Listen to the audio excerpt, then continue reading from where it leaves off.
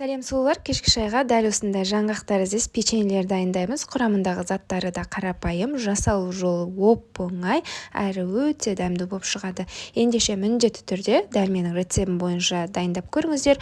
Ұнаса лайк басып кетуді ұмытпаңыздар.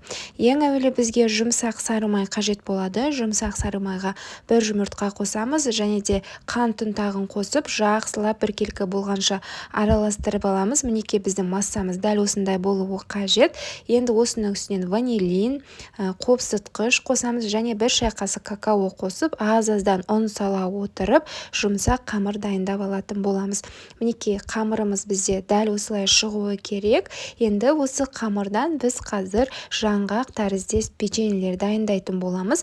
Видеоны мұқият қарап отырсаңыз, печеньелерді дайындау өте оңай. Ең әуелі азғантай қамырымызды дөңгелектеп аламыз да, дәл ортасынан бөліп, дәл видеодағыдай өрнектер салып шығатын боламыз. Барлық печеньелерді осылай дайындап аламыз. Осы уақытта алдын ала пешті 180 градуста қыздырып қоямыз. 180 градуста 15 минуттай пісіріп алатын боламыз. Ортасына қалауыңызша вареная сгущенка немесе шоколад жақсаңыз болады. Мен сгущенка жақтым.